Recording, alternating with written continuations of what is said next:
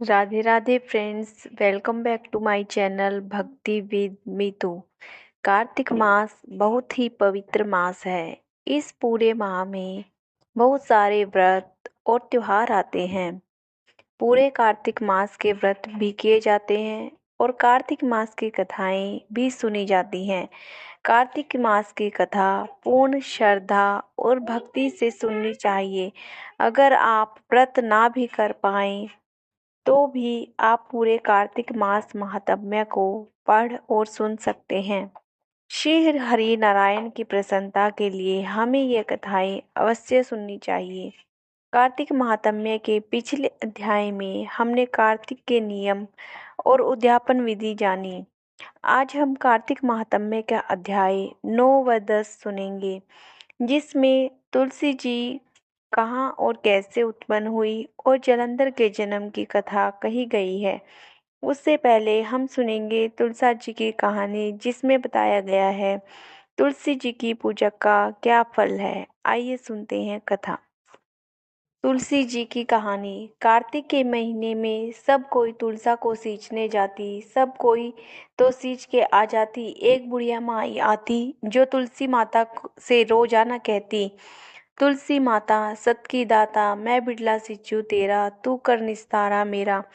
तुलसा माता अडवा दे, लडवा दे, पीताम्बर की धोती दे, मीठा मीठा घास दे, बैकुंठ का वास दे, चटके की चाल दे, पटके की मौत दे, चंदन का काट दे, झालर की झनकार दे, साई का राज दे, दाल भात का जिम्मन दे, ग्यारस का दिन दे, कृष्ण का कांधा दे।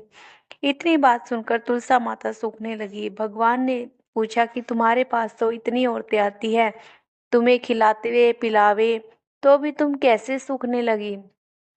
तुलसा माता ने कहा, एक बुढ़िया माई आती है जो राजाना इतनी बात कहकर जाती है, मैं और तो सब कुछ दे दूंगी, पर आप कृष्ण का कंधा कहाँ से दूंगी। थोड़े दिन बाद बुढ़िया माई मर गई। सब कोई उसको उठाने लगे, पर वह इतनी भारी हो गई कि उठी नहीं। सब कोई कहने लगे, पाप घाट की माला फेरती थी जिससे इतनी भारी हो गई। भगवान बूढ़े ब्राह्मण का रूप धारण करके आए। सबसे पूछने लगे, इतनी भीड़ क्यों हो रही है। सब बोले, एक बुढ़िया मर गई है, पानी थी इसलिए किसी से नहीं उठती। जब भगवान बोले कि इसके कान में मुझे एक बात कहने दो तो ये उठ जाएगी।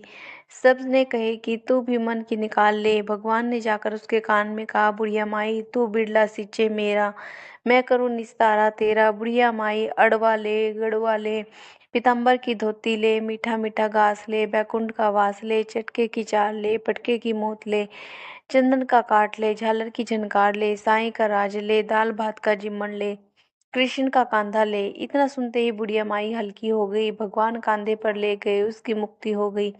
हे तुलसा माता, जैसे बुढ़िया माई की मुक्ति करी वैसे सबके करें। 9वां अध्याय। जो पढ़ेगा सुनेगा इसे, वह होगा भव से पार। श्री हरि कृपा से लिख रहा 9वां अध्याय का सार। राजा पृथु बोले, हे श्रेष्ठ मुनि नारद जी, आपने कार्तिक मास के व्रत में जो तुलसी की जड़ में भगवान विष्णु का निवास बताकर उस स्थान की मिट्टी का पूजन करना बताया है, अतः मैं श्री तुलसी जी के महात्म्य को सुनना चाहता हूँ। तुलसी जी कहाँ और कैसे उत्पन्न हुई, यह बताने की कृपा करें। नारद जी ने कहा, राजन, आप ध्यान पूर्वक तुलसी जी की महत्ता तथा उनके जन्म का प्राचीन इतिहास सुनिए। एक समय जब देवगुरु बृहस्पति और देवराज इंद्र कैलाश पर्वत पर शंकर जी का दर्शन करने गए, तो भगवान शंकर ने अपने भक्त की परीक्षा ली। उन जटाधारी दिगंबर ने उनके मार्ग में अवरोध डाला। यद्यपि वह तेजस्वी, शांत, लंबी भुजा और चौड़ी छाती वाले गौर वर्ण, अपने विशाल नेत्रों से युक्त तथा सिर पर जटाधारे वैसे ही बैठे थे, तथापि उन भगवान शंकर को न पहचान कर इंद्र ने उनका नाम धाम आदि परिचय पूछा और कहा कि शंकर जी अपने स्थान पर हैं या कहीं गए हैं। इस पर उस तपस्वी ने कुछ नहीं कहा, परंतु त्रिलोकीनाथ के ऐश्वर्य से गर्वित होकर इंद्र कब तक चुप रहते। उन्होंने क्रोधित होकर तपस्वी से कहा, अरे मैं पूछता हूँ, तू उत्तर क्यों नहीं देता।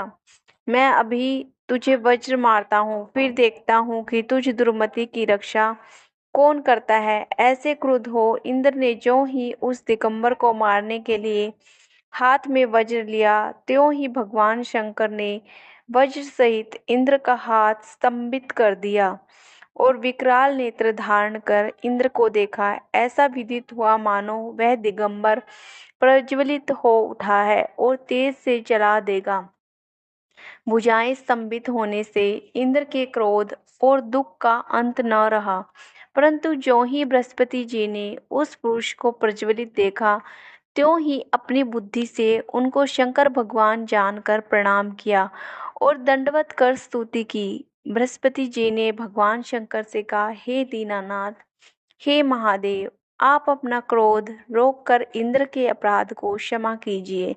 बृहस्पति जी के यह वचन सुनकर महेश्वर गंभीर वाणी में बोले, मैं अपने नेत्रों से निकले हुए क्रोध को कैसे रोकूं? तब बृहस्पति जी ने कहा, भगवान, भक्तों पर दया करनी चाहिए। आप अपना भक्त वत्सल नाम सार्थक कीजिए। आप अपने इस तेज को कहीं और स्थापित कर इंद्र का उद्धार कीजिए। भगवान शंकर ने गुरु बृहस्पति से कहा, मैं तुम्हारी स्तुति से प्रसन्न हूँ। जो तुमने इंद्र को जीवन दान दिलवाया है, मैं विश्वास करता हूँ कि मेरे नेत्रों की अग्नि अब इंद्र को पीड़ित नहीं करेगी। बृहस्पति से ऐसा कहकर भगवान शंकर ने अपने माथे से निकले हुए अग्नि में तेज को अपने हाथ में लेकर क्षीर सागर में डाल दिया। फिर लीलाधारी भगवान अंतर्ध्यान हो गए। जिस प्रकार जिसको जो जानने की इच्छा थी, उसे जानकर इंद्र और बृहस्पति जी अपने स्थान को चले गए। 10वां अध्याय। मायापति नारायण के चरणों में शीश नवाए। 10वां अध्याय। कार्तिक। लिखो नारायण राय। राजा पृथु ने कहा, हे देव ऋषि, आपको मेरा नमस्कार है। कृपा कर आप यह कहिए कि जिस समय भगवान शंकर ने अपने माथे का वह तेज क्षीर सागर में डाल दिया, तो उस समय क्या हुआ? नारद जी ने कहा, हे राजन, जब भगवान शंकर ने अपना वह तेज क्षीर सागर में डाल दिया, तो उस समय वह शीघ्र ही बालक होकर गंगा सागर के संगम पर बैठकर संसार को भय देने वाला रुदन करने लगे। उनके रुदन से समस्त संसार व्याकुल हो उठा। लोकपालों के मन में भी व्याकुलता हुई। चराचर चलायमान हो गया। शंकर सुवन के रुदन से ब्रह्मांड व्याकुल हो गए। समस्त देवता और ऋषि मुनि व्याकुल होकर लोक पितामह श्री ब्रह्मा जी की शरण में गए।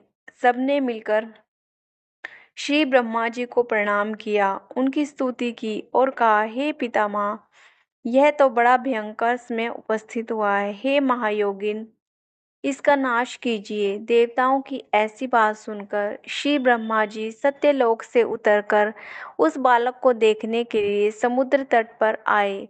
समुद्र ने ब्रह्मा जी को आता देखकर प्रणाम किया और बालक को उठाकर उनकी गोद में दे दिया। तब विस्मित होकर ब्रह्मा जी ने पूछा, हे सागर, आप बताएं कि यह बालक किसका है? समुद्र ने विनम्र शब्दों में कहा, प्रभु, यह तो मैं नहीं जानता, किंतु मुझे इतना अवश्य ज्ञात है कि यह गंगा सागर के संगम पर प्रकट हुआ है। अतएव हे जगत गुरु, आप इस बालक का जात कर्म आदि संस्कार कीजिए। इसका जातक फल बताइए। नारद जी कहते हैं कि इधर तो सागर ब्रह्मा जी के गले में हाथ डालकर बार बार उनका आकर्षण कर रहा था। फिर तो उन्होंने ब्रह्मा जी का गला इतनी जोर से पकड़ा कि उससे पीड़ित होकर ब्रह्मा जी के नेत्रों से आंसू टपकने लगे। किसी प्रकार से ब्रह्मा जी ने अपने दोनों हाथों का जोर लगाकर अपना गला छुड़ाया और सागर से कहा, हे सागर, सुनो, मैं तुम्हारे पुत्र का जातक फल कहता हूँ। मेरे नेत्रों से जो यह जल निकला है, इस कारण इसका नाम जलंधर होगा। यह उत्पन्न होने के साथ ही तरुण हो गया। इससे यह सब शास्त्रों का पारगामी, महापराक्रमी, महावीर, बलवान, महायोद्धा और रण दुर्मुद होगा। यह बालक सब दैत्यों का अधिपति और भगवान विष्णु को जीतने वाला होगा तथा यह कहीं भी कभी नहीं हारेगा। एक भगवान शंकर को छोड़कर यह सबसे अवध्य होगा। जहाँ से उत्पन्न हुआ है फिर वहीं जाएगा। इसकी स्त्री बड़ी पतिव्रता, सौभाग्यशालिनी, सर्वांग सुंदरी और परम मनोहर, मिष्ट भाषिणी और शीलवान होगी। नारद जी कहते हैं, हे राजन, सागर से ऐसा कहकर ब्रह्मा जी ने शुक्राचार्य को बुलाकर उनके हाथों से बालक का राज्याभिषेक कराया और स्वयं अंतर्ध्यान हो गए। फिर तो बालक को देखकर सागर बड़ा ही प्रसन्न हुआ और घर आ गया।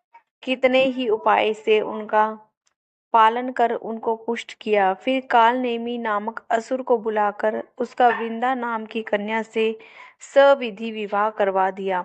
उस विवाह में बड़ा उत्सव हुआ। श्री शुक्राचार्य के प्रभाव से स्त्री सहित जलंधर दैत्यों पर राज करने लगा। राधे राधे।